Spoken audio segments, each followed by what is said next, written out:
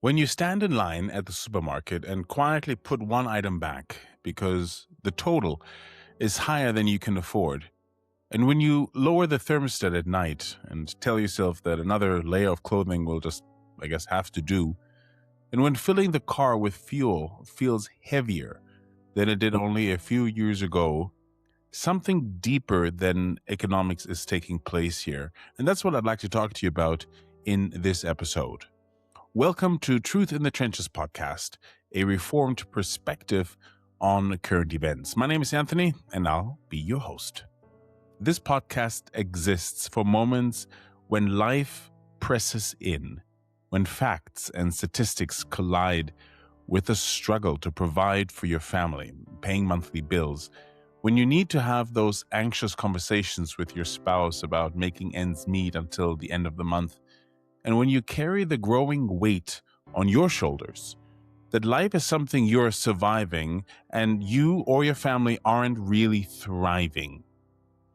So today, we're addressing inflation in Western Europe, not as a theoretical point, and not as an ideological reality, and not as a political abstraction, but as a lived reality that is shaping the emotional, relational, mental, and yes, even spiritual lives of millions of people.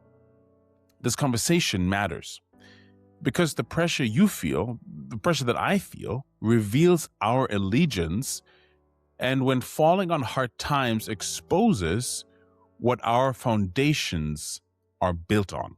Now, when we talk about inflation, we have to admit that it rarely arrives in a dramatic way or with fanfare, but it does settle in slowly, and when it's there, it sort of refuses to leave. And families across Western Europe experience it when grocery bills rise, even though the basket looks half empty. Parents feel it when school supplies, kids' clothes, and everyday necessities require constant recalculation. And to be very frank with you, I've had countless of those moments in recent years. Pensioners feel it when fixed incomes stretch thinner each and every month. Young couples, they feel it when savings stall and long-term plans feel postponed rather than pursued. So what we're talking about is not theoretical hardship. This is the daily strain that most of us can relate to. And energy costs, for example, right? They press particularly hard. Heating the home through the winter months requires uncomfortable decisions, and even at this winter, I've had to make some hard choices to keep our costs to a minimum. Some households delay turning on the heat. Others, perhaps they reduce usage and accept cold rooms as normal. And electricity bills, well, they arrive with apprehension rather than routine. And gas prices continue to fluctuate in ways that keep families cautious and alert and, always on the edge. Food prices, they tell a similar story, right? Have you recently bought eggs, bread, milk, cooking oil, or fruits? They carry price tags that once felt unthinkable. And families buy differently. Portions change. The occasional treat or snack becomes a rarity. What once felt ordinary now feels excessive. Fuel costs reshape mobility. Commuting becomes very expensive. I travel to Switzerland to go to work, and it has become a very expensive endeavor. Visiting family requires planning or finding alternate ways of connecting. Simple freedoms that once felt or at least you took them to be a given, now feel like a burden.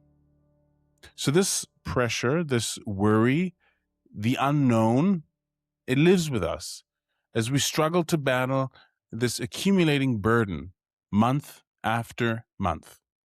Now, while hiding this emotional toll, which at times can match the financial one, there seems to be no hope. It affects mood and marriages and your parenting and your peace of mind, and not just, by the way, your bank account. So hope feels fragile, doesn't it? Conversations about money become frequent and increasingly tense. Parents feel the responsibility deeply while the need to provide feels increasingly hard. The one thing that a parent strives and desires to give his child is a sense of security. But employees, right? They feel the pressure without relief on the horizon. Small businesses, these owners, they feel the squeeze between the rising costs and limited margins. Church members feel the tension between generosity and also self-preservation. So what I'm trying to say with all of this is that the struggle is real, and acknowledging it honestly matters. So when money tightens, faith faces scrutiny, does it not? The question constantly present, at least I can feel it, is God still trustworthy when resources feel limited? When giving becomes costly, our true convictions become visible. When abundance fades into a distant memory, our real priorities emerge. When comfort disappears, belief reveals its true depth. So hear me say this loud and clear to you, listener. These moments separate theoretical faith from embodied trust. We as the church in Western Europe stand in a revealing season. Attendance patterns reflect the strain that I just laid out. Giving patterns have shifted, and as a former pastor myself, I can attest to the battle churchgoers feel when the basket is passed around. So times like these reveal whether money functions as ownership or stewardship, security or gift, control or trust. So faithful stewardship, right? It shines brightest, does it not, under pressure.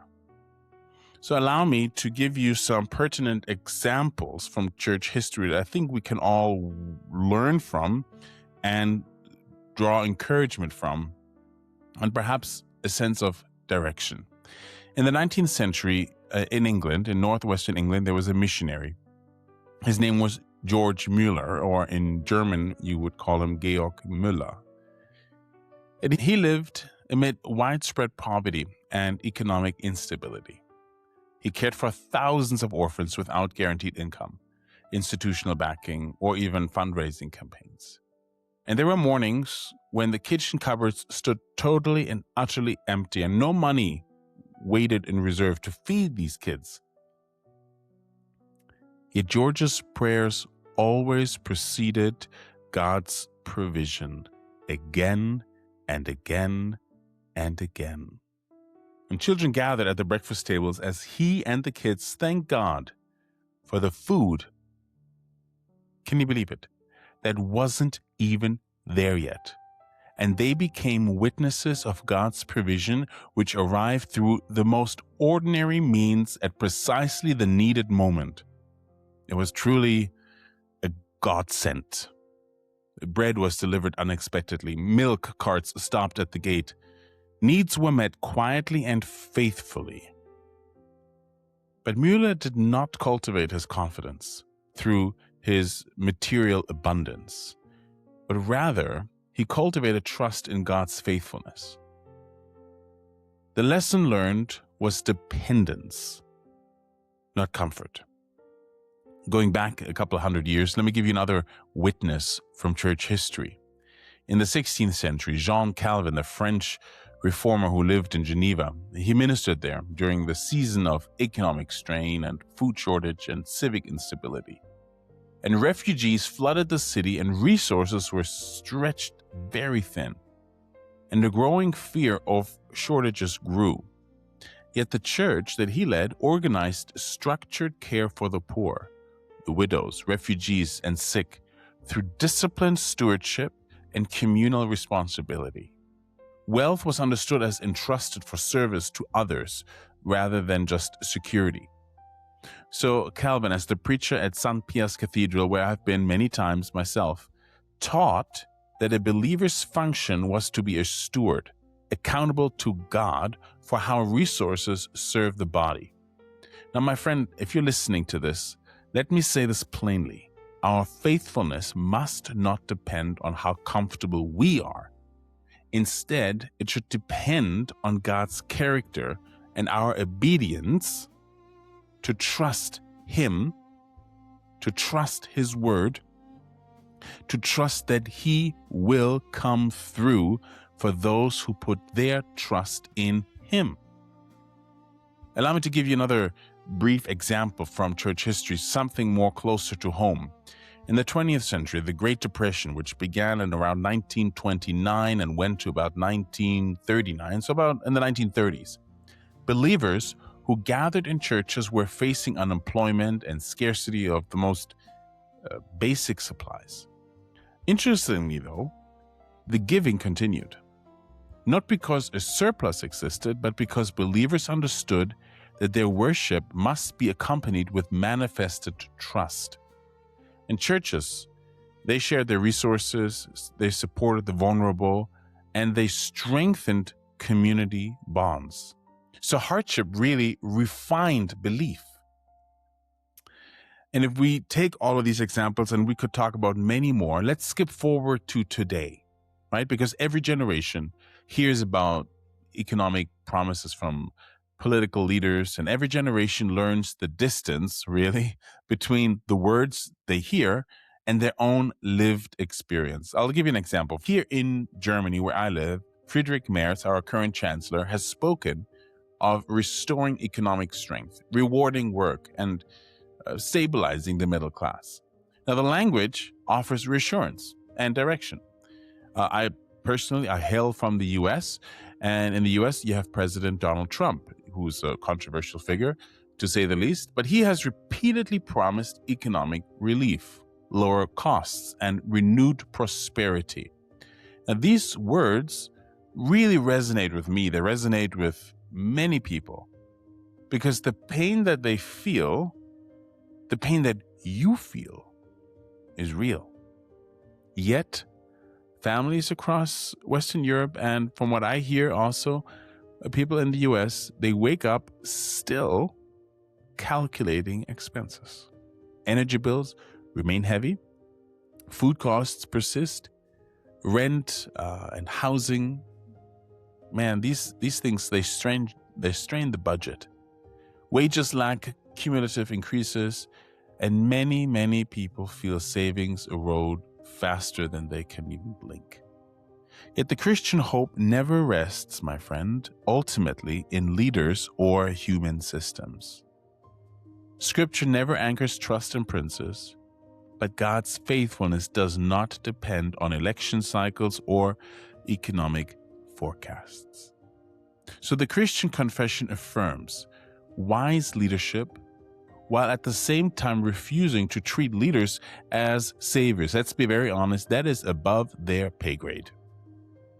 So our provision flows through ordinary means, under extraordinary providence. Our faith remains steady even when God's promises delay. Our trust deepens when certainty fades. So the church stands as a witness to a hope that I tell you is untouched by inflation. So this season of pressure and uncertainty does clarify your allegiance and mine. Okay? Our faith expresses itself through disciplined stewardship. Our generosity flows from trust rather than abundance. And so the depth of our prayers grow deeper. The community we are placed in strengthens us. And the church becomes visible because it refuses to panic in the midst of this storm. And so to all of you believers, all of you Christians who are listening to this podcast, give carefully, prayerfully, and intentionally. And to you churches and church leaders, support quietly and wisely. To you parachurch ministries, adapt to the times without abandoning your convictions. And here's a promise I want to say to each and every one of you listening. God remains sufficient. Perhaps a word for the weary. If financial pressure weighs on you, I want to tell you, your experience matters. God's provision often arrives through community, through shared burdens, through ordinary faithfulness, practiced consistently, right?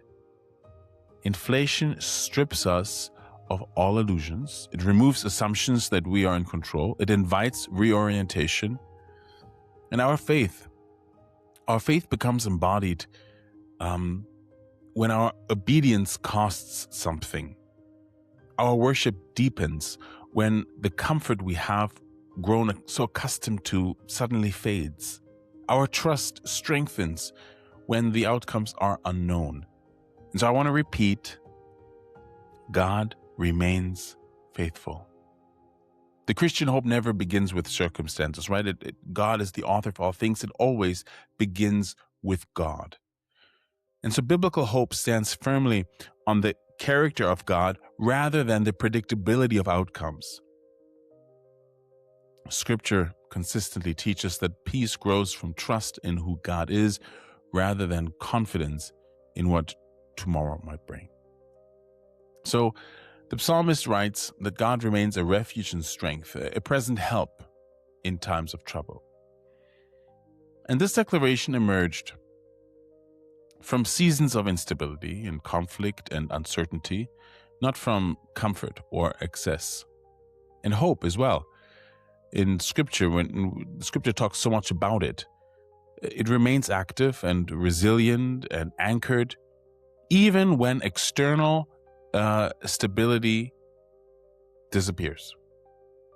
And Jesus himself spoke to his disciples, to his students, to his followers directly, to each and every anxious heart in the Gospel of Matthew.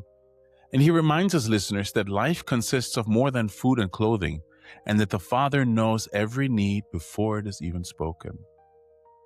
And so his words did not dismiss responsibility, yet they redirected trust away from fear and toward divine care. So hope remains confident because God remains faithful. Now, I think we all can agree that money often functions as a substitute for trust, right? When resources feel abundant, then anxiety hides, it dissipates. But then on the other hand, when resources tighten, anxiety can suddenly become our steadfast companion. But Scripture never denies the reality of need. No, instead, it consistently reframes it. And so the Apostle Paul wrote to believers facing hardship in 2 Corinthians, explaining that God's strength reveals itself most clearly through weakness. And Paul spoke as someone who experienced, of course, hunger and lack, uncertainty and pressure, yet he remained grounded in confidence that God supplies what sustains faith. And so the Christian hope, it acknowledges that the struggle is real while refusing to despair in the midst of it. And so biblical hope does not promise ease. No, it promises presence, God's faithfulness. It's expressed through daily provision rather than instant abundance. And Scripture describes manna arriving one day at a time, right? Jesus taught his disciples to pray for daily bread rather than long-term stockpiles. And so this rhythm trains trust, and hope grows through dependence. Faith strengthens through consistency, and peace, my friend, peace develops through surrender, and God's care remains constant even when circumstances fluctuate. I want to give you some practical advice, some guidance perhaps to help you if you are under financial pressure, because hope shapes how believers live, how they plan, and how they respond to that pressure. So number one, let me tell you this: practice clear stewardship without fear. Now, stewardship reflects wisdom rather than anxiety, right? So create clarity around income, expenses, and priorities. Budgeting, I think it serves faithfulness by revealing where resources go and where adjustments help sustain long-term stability. You just need to know where that money is going. Scripture consistently affirms wise planning while condemning panic-driven hoarding. And so stewardship acknowledges limits while trusting provision. That's number one. Secondly, here's another practical guidance for you. Reduce pressure without shame. Simplicity remains a biblical virtue. Reduce non-essential expenses without guilt or comparison. Simpler living frees emotional and spiritual space. And choosing restraint reflects wisdom rather than failure. So Scripture honors contentment because it loosens the grip of fear. And thirdly, maintain faithful giving as worship. So giving remains an act of trust. Okay, it's not a transaction, it's trust. And biblical generosity flows from gratitude rather than surplus. And giving aligns the heart with trust in God rather than confidence in accumulation. And Scripture teaches cheerful giving reinforces hope rather than fear. Fourthly, invite community into the struggle. Oh, if we would just understand this. Isolation, listen to me, isolation intensifies the pressure. And the early church, right, they shared their burdens openly. And so financial strain loses power when carried collectively. Asking for help, I think it reflects humility and wisdom. And God often provides through community rather than independence. And lastly, just as a practical guide for you, pray specifically and consistently. Prayer anchors hope. So bring practical needs before God without embarrassment. Scripture encourages bold, honest prayer, grounded in trust rather than desperation. And prayer shapes perspective before it changes circumstances. Fear thrives on uncertainty. Hope thrives on trust. Scripture consistently reminds believers that God remains sovereign and attentive and generous in care. And financial pressure never escapes God's notice. Provision never arrives late. And faith, my friend, faith never stands alone. And so, hope remains active when believers rehearse God's faithfulness regularly. So I want to close this episode by saying that the Christian hope stands steady because God remains unchanging. And so, yes, financial pressures, they test trust, yet it also deepens faith. And scarcity, it clarifies priorities. Uncertainty strengthens dependence, and faith matures through endurance. And so may you walk forward anchored in hope and guided by wisdom, surrounded by community, and confident in God's faithful care. Inflation reshapes daily life, yet it also refines faith. The church does not exist to mirror prosperity or retreat into fear. No, the church exists to bear witness to God's sufficiency in every season. And so when bread costs more, trust becomes tangible. When giving feels costly, worship becomes real. And when fear presses in, faith speaks louder. May we be a people shaped by conviction rather than circumstance, by trust rather than anxiety, by faithfulness rather than fear. Hey, thanks for listening. This has been the Truth in the Trenches podcast. I'm your host, Anthony. Thank you for listening, and I look forward to talking to you again next week. Do subscribe, follow, and share this podcast. God bless you, and I'll talk to you soon. Bye-bye.